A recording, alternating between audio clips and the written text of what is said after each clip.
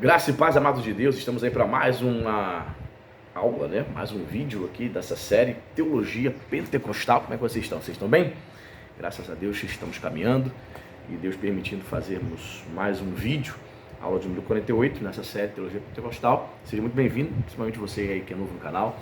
Só lembrando você que nós temos outras séries de vídeos também. Só dá uma olhadinha na playlist, você vai ver que temos lá curso de História da Teologia, temos História da Filosofia Cristã, nós temos uma série falando sobre Teologia Paulina, temos a série Prolegômenos, temos a série Uma Visão Panorâmica do Novo Testamento, são 15 aulas abordando todos os 27 livros do Novo Testamento.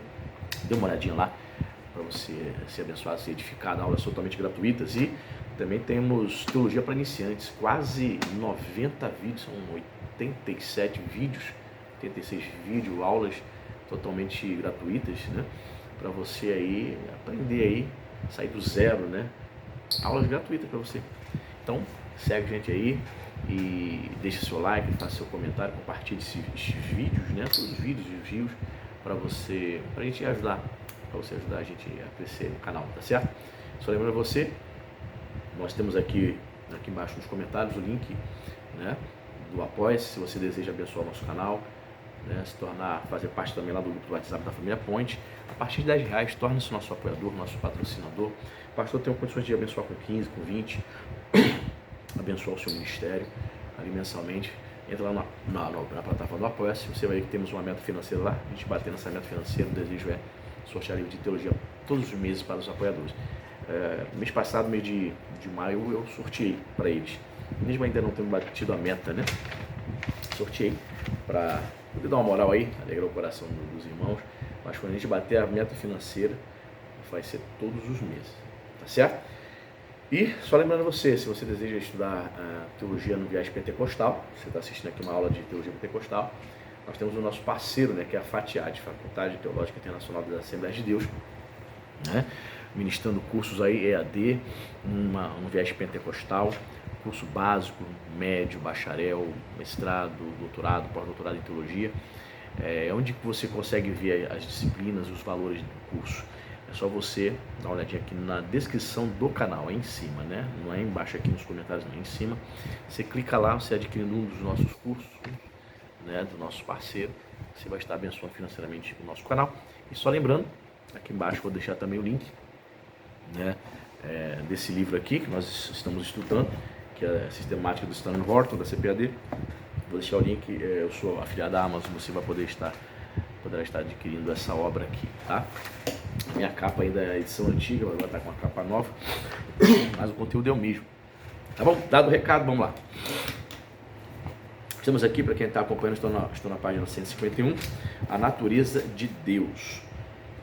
Diz aqui o articulista: o Deus onipotente não pode ser plenamente compreendido pelo ser humano, mas nem por isso deixou de se revelar de diversas maneiras, em várias ocasiões, a fim de que o venhamos a conhecer.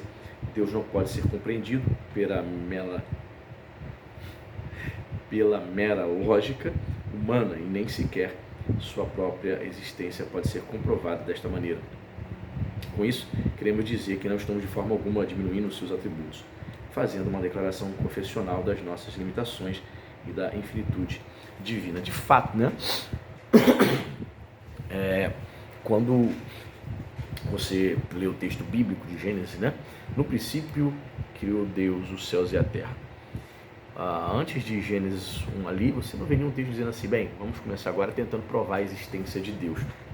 Não, Deus existe, Deus se revela já ao homem, né, trazendo a ele o entendimento de que ele é um ser existente, criador dos céus e da terra, e que é o homem que precisa se voltar para Deus. Claro, existe a revelação, Deus se revela através das escrituras sagradas, claro, tem a ação do Espírito Santo, cremos nisso tudo, porque a Bíblia vai falar sobre isso, né? Cremos na iluminação que o Espírito Santo traz, né, ao homem.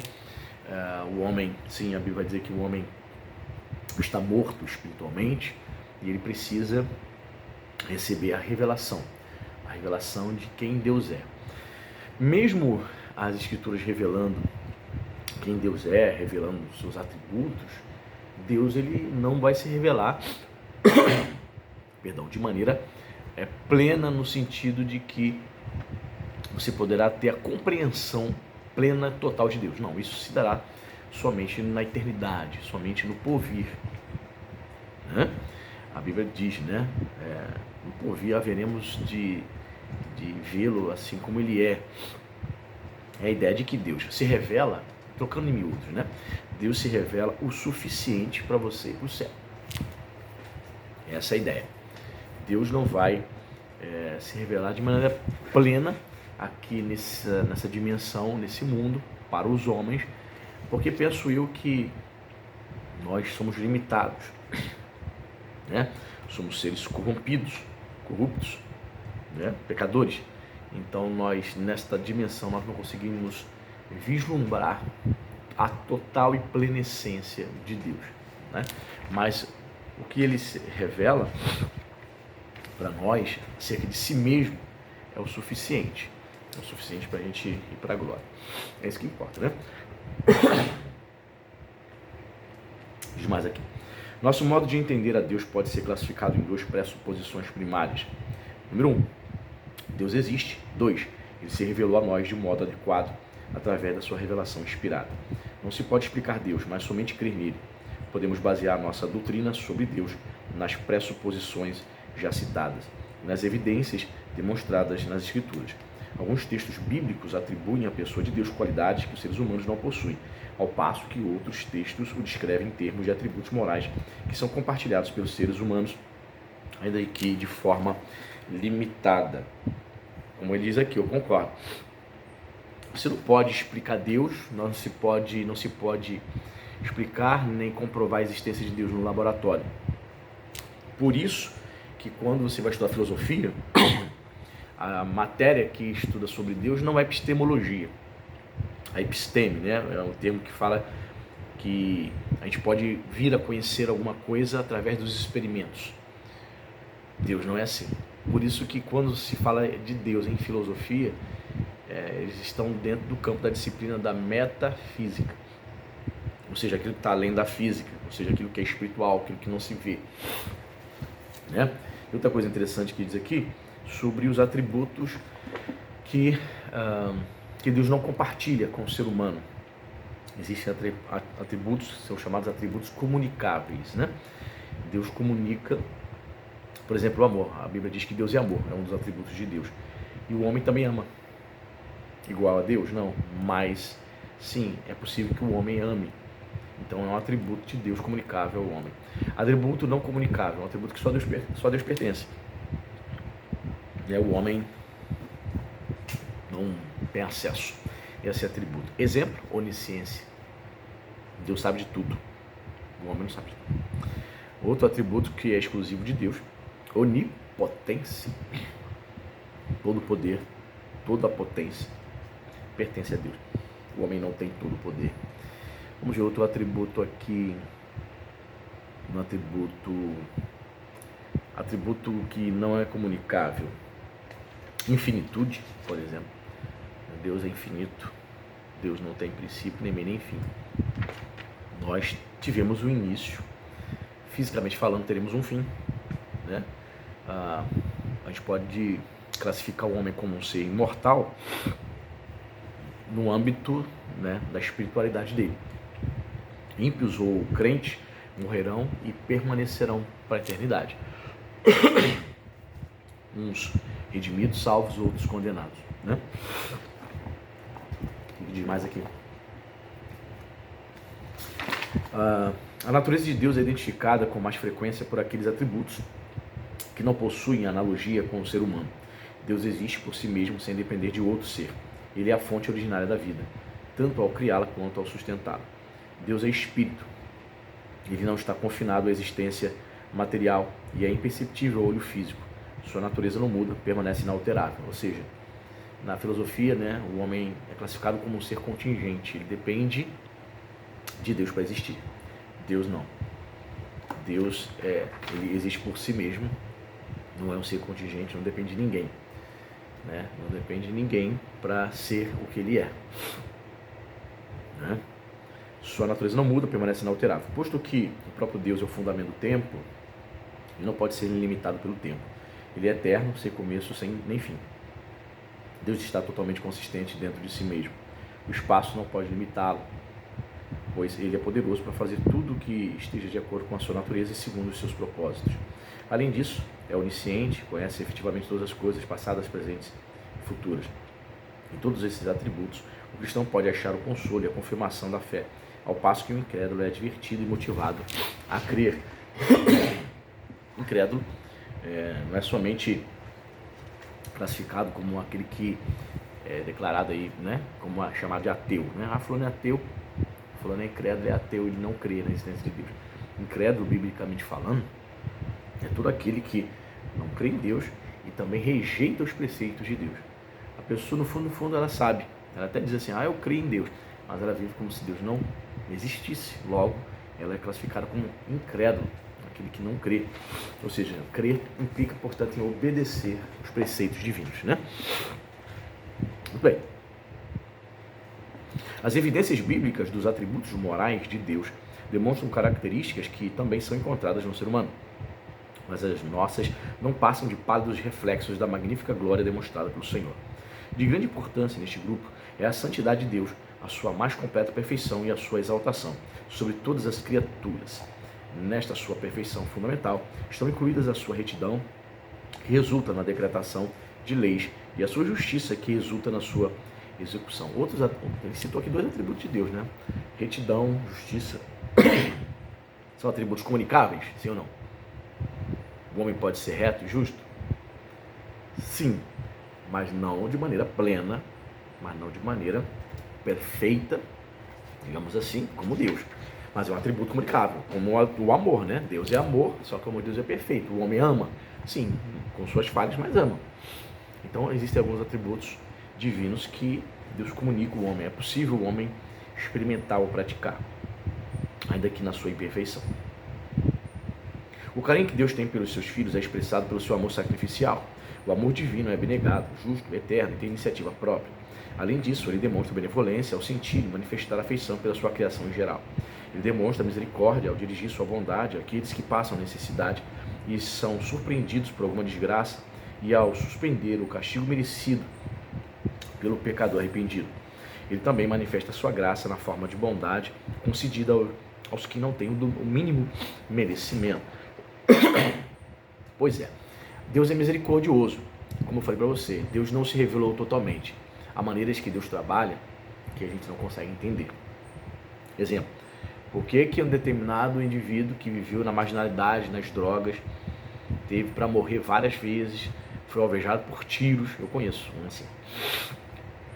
Tomou vários tiros, ficou em coma, sobreviveu, pegou vários anos de cadeia, 2, 3 cadeias, saiu e hoje está na igreja. Deus teve misericórdia. Sim, quem vai dizer que Deus não teve misericórdia? Ninguém nega isso, né? E o cara que mal entrou para o mundo do crime, com 13, 14 anos, já tomou um tirambaço no meio da cabeça e já está morto. Morreu no crime, morreu na prática da iniquidade. Deus não teve misericórdia para com ele? Enquanto com aquele que estava com 20 e poucos anos, 30 e poucos anos, teve várias oportunidades de ser morto, né? Satanás praticamente fez de tudo para ceifá-lo, mas por alguma razão Deus o poupou. Aí a gente entra na questão da misericórdia divina, né? Dos propósitos de Deus. Reformados calvinistas dirão que esse cara que não morreu porque ele é predestinado ao céu. Eu não simplifico dessa forma. Eu, como arminiano, não serei tão simplório em dizer, fulano não morreu, foi salvo porque ele é predestinado. Eu não creio na predestinação segundo Calvino. Né? Portanto, isso são desdobramentos, isso são reflexões acerca da teologia. Misericórdia é um atributo divino. Comunicável? Sim, o homem também exerce misericórdia. O homem não consegue ser misericordioso com outros? Então, é mais um atributo de Deus, comunicável. O que diz mais aqui? A sabedoria de Deus é vista nos seus propósitos, nos planos que ele emprega para fazer cumprir tais propósitos. O exemplo primário da sabedoria divina, encarnada e atuante, é a pessoa e a obra de Jesus. Outras expressões desta sabedoria incluem a paciência, pela qual detém seu justo juízo contra os que vivem no pecado.